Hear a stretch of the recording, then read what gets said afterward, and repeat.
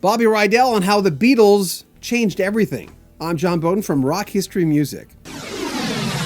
We already shared a video a few weeks ago on how Bobby Rydell said he accidentally met the Beatles one day while he was in England with Anne Margaret promoting the movie Bye Bye Birdie, which was released in 1963. We'll have a link to that video in the description of this video. Before 1963 and that fateful day when Bobby Rydell met the Beatles, he'd already had 18 of his 19 top 40 hits. Tunes like We Got Love, a number 6 song from '59. His highest charting tune, Wild One, from 1960. That one went to the number 2 spot. Months later, Swingin School hit number 5. And his signature song that peaked at number 4, Volare. Bobby Rydell says the Beatles and the British invasion changed everything. When the Beatles came in, and as you put it, everyone wanted to hear someone from the UK, from Britain. And it's amazing how I think a younger generation doesn't realize how much that really impacted the landscape of radio. Well, not only me, but it affected a lot of the artists because, all of the disc jockeys across the country, just started playing British music. And, it hurt, the American recording industry at the time. But, in this business, you have your hills, your valleys, your peaks, your highs, your lows, and you keep on doing what you're doing, because you love the business and, things turn around after a certain amount of time. And I think back then, after a certain amount of time, the jockey said, hey, we got to get back to playing, American music. And, around that time, really after 64, more or less my recording career was over, and I just, kept on doing live appearances.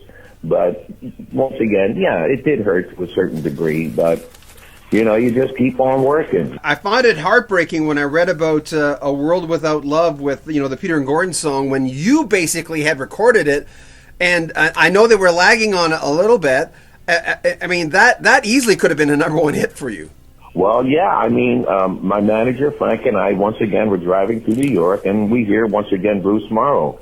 Here's a couple of guys from the UK coming out with a brand new record. Their names are Peter and Gordon. Here they are with World Without Love.